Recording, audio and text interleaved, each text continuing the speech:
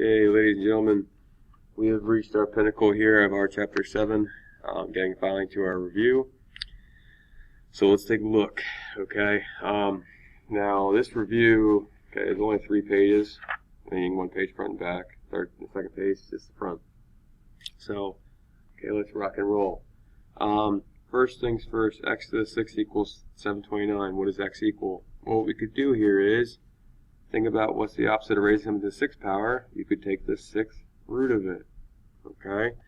And if we take the 6th root of it, all we're looking to do is you take our calculator, you hit the math button, I go to the x root, go out front, put the 6th, and then what is it, 729? 3, okay? X equals plus or minus 3. Now why am I saying plus or minus? Because we're taking an even power root here. So that means you could put a negative in there, you could put a positive in there, okay? So please make sure you guys are cool with that. Sounds good. Only do that for even powers. If it were odd, it wouldn't matter. Okay, now, what's the simplified form of the expression 4th root of 162? Alright, here we go. The 4th root of 162. I'm looking for numbers in my 4th root column.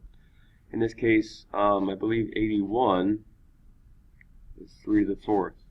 81 can go into this twice, so it's the 4th root of 81 times the 4th root of 2.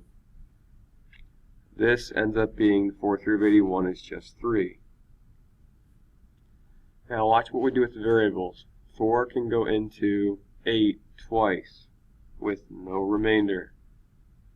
4 can go into 12 3 times with no remainder. 4 can go into 10 twice with a remainder, okay, 2. But I still have this 2 underneath the 4th root. That's it, okay? So again, it's just this number, how many times I can go into. As far as number breaking down goes, you guys have your calculator with you, okay? And I'm tempted to even give you guys a list, but you guys could easily, again, pull up these lists by going y equals, okay, ooh, I don't know what that was. If I go to x to the 4th, second graph, you'll see I have all of my numbers right over here. You can check them all out. I'd like for you guys to be able to do this because, again, it will help you greatly on your SATs, ACTs, and prepare you for your future. Alright, number 3. If b of x equals 2x squared plus 4x minus 5, and c of x equals x cubed minus 3, what is b of c of x? Okay, now, I am taking this, working inside out, okay? Don't swallow your pride. So take your c of x, which is x to the 3rd minus 3, replacing it. I'm taking this and now I'm putting in the b. Well, this one's a doozy one, so hang with me. It is 2 times something squared plus 4 times something minus 5. All of these parentheses I'm replacing with x to the 3rd minus 3.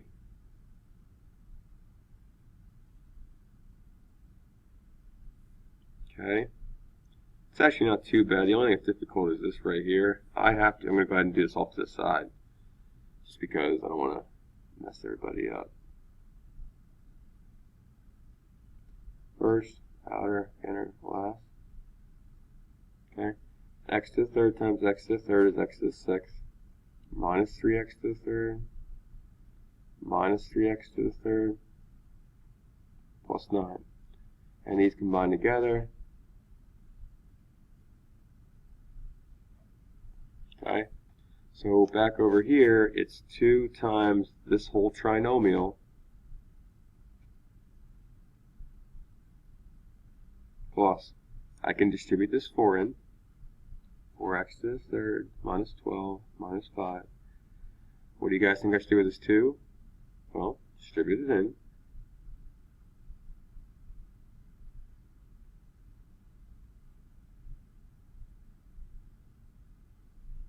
Okay, now I just play a mix and match game. I only have 2x to the 6th. I have negative 12x to the 3rd plus 4x to the 3rd minus 8x to the 3rd. 18 minus 12 is 6, minus 5 is 1. After all is said and done, that's my final answer. Okay? Where's the difficulty here? Honestly, knowing you guys, probably difficulty will just be foiling it.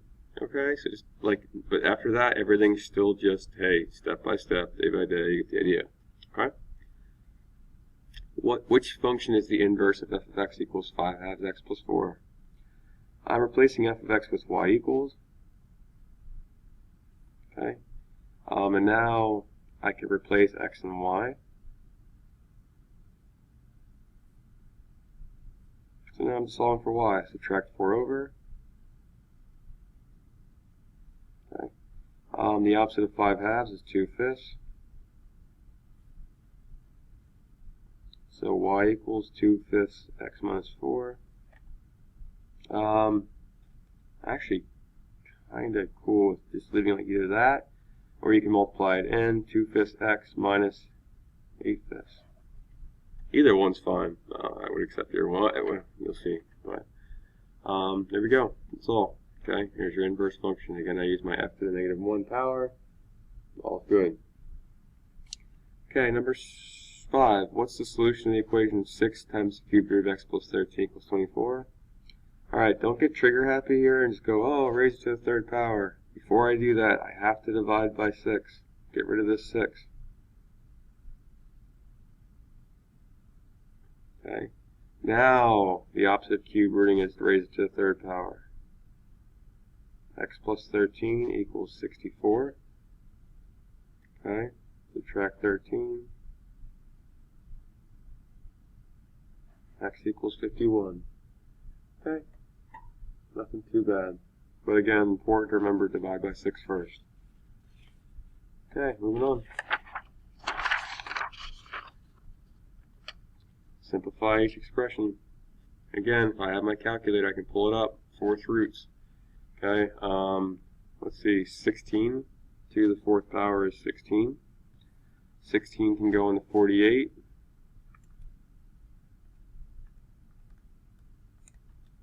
Three times. So it's 4th root of 16 times 4th root of 3.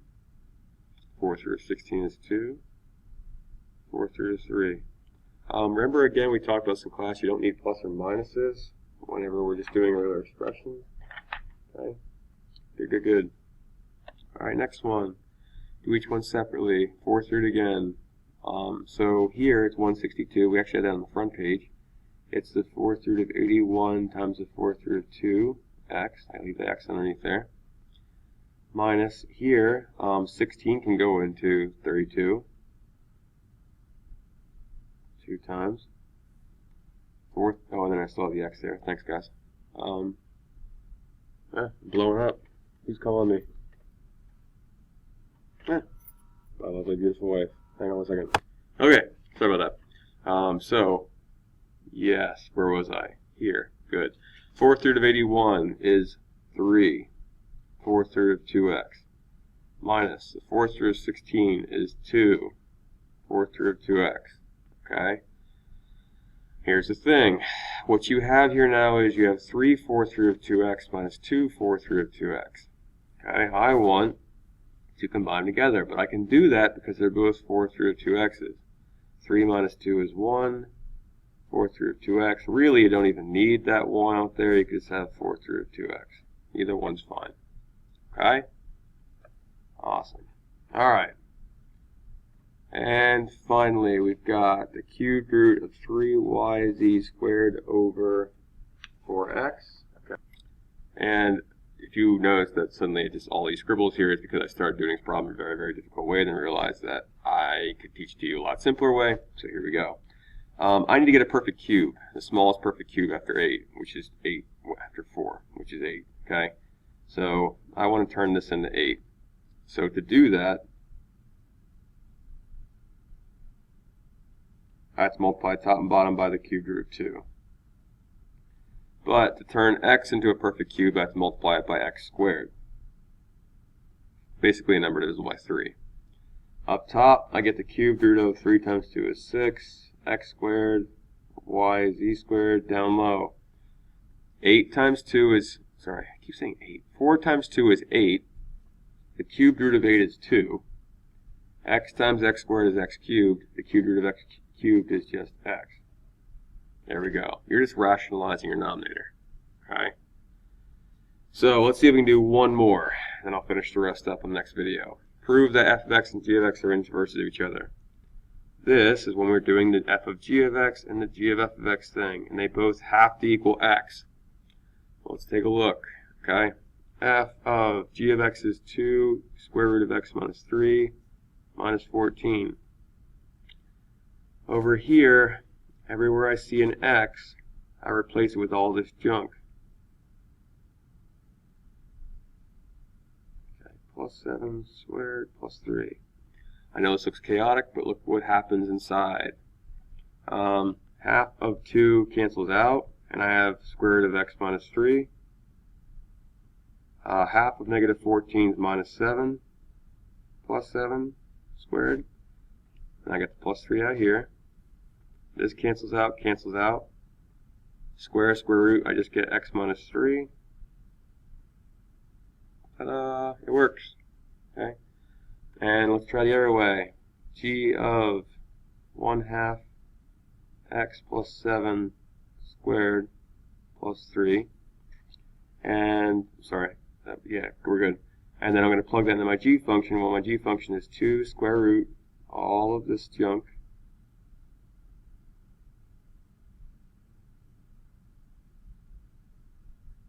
Okay, minus 3 minus 14.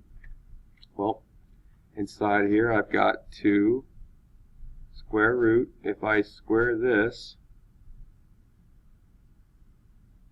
well, hang on one second. The plus 3 and minus 3 cancel out.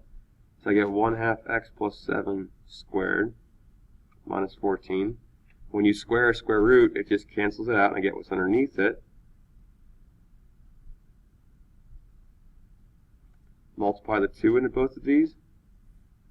2 times 1/2 is 1. X plus 14 minus 14. And wouldn't you know it, we get x as well. Okay? It's definitely a little bit more complex. Nothing you guys can't handle. So that's the first video. I'll make the second one up then for you guys. Good. And hopefully everything's going well with Chapter 7. Feel free to ask questions as we go. And as always, keep the good work. Good luck. We're all counting on you.